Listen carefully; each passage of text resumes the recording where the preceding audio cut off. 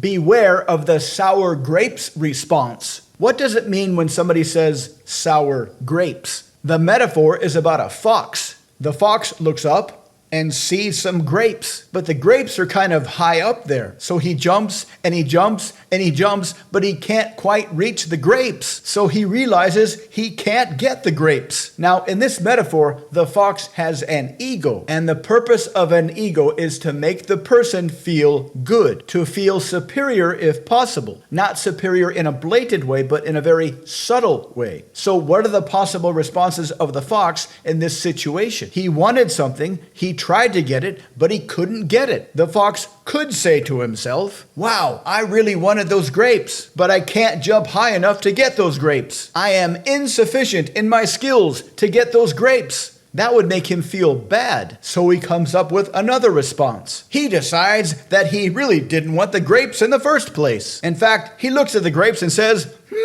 I bet those grapes are sour. That makes him feel in control. If he admits to himself that he wants them, but he can't get them, that makes him feel not in control. If he decides that he doesn't really want them, that makes him feel in control. And from an ego standpoint, feeling in control is a much better feeling than feeling not in control. In fact, one might argue that feeling in control in a bad situation is better than feeling not in control, but in a good situation. The human ego is a very powerful instinct. It drives us to feel in control in as many situations as we possibly can. So way back in the days of hunter-gatherers, the sour grapes response was probably a very healthy response. Think of it over a long period of time. Suppose you've got two ancient cavemen out hunting.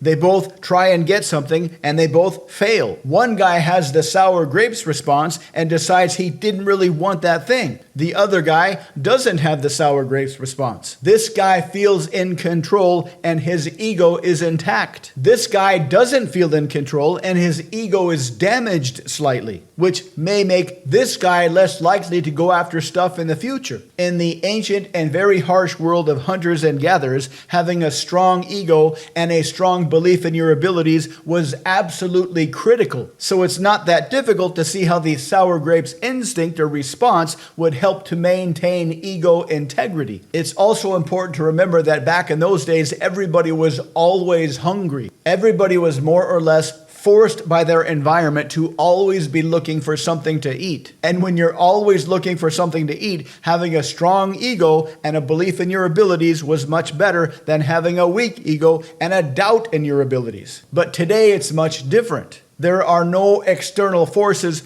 keeping us on purpose every single day. Today, it's easy to give up. It's easy to try and get something, not get it, and then just pretend you didn't want it and then stop trying. In the past, you couldn't just nope out of the daily struggles of life. Today, you can. Today, that same sour grapes response, which may have helped us in the past, can be utterly devastating. You try a few times to get a relationship, you fail, so you pretend you don't want a relationship. You try to get something valuable like a STEM degree, it's much harder than you think, and so you decide you didn't really want that in the first place. You want to get in shape, maybe get a six-pack so you can look good with your shirt off. It's much harder than you thought, and so you decide you didn't really want that anyways. You decide to go out with your friends, talk to a few cuties, maybe get some phone numbers, but you get to the club, you chicken out, and so you pretend you didn't want to get numbers anyways. This is a very dangerous habit to fall into. Even more so is this sour grapes response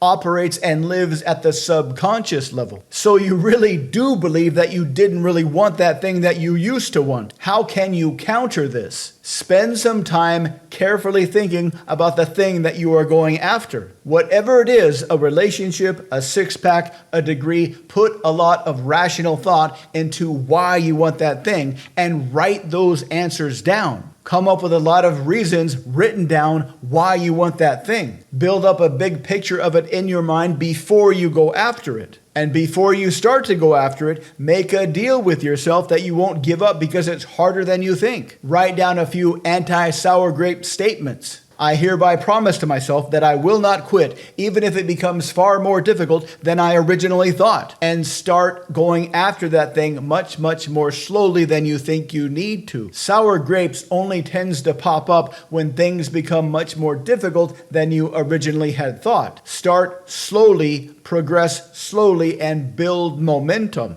That way, you'll significantly decrease the probability that the sour grapes response will ever come up. If you'd like more information and tools and learn how to build a better life, please visit mindpersuasion.com. Check out the links below. And because we make videos almost every day, please subscribe so you can stay in the loop and continue to learn more. Please let us know what you think in the comments. Thank you for watching.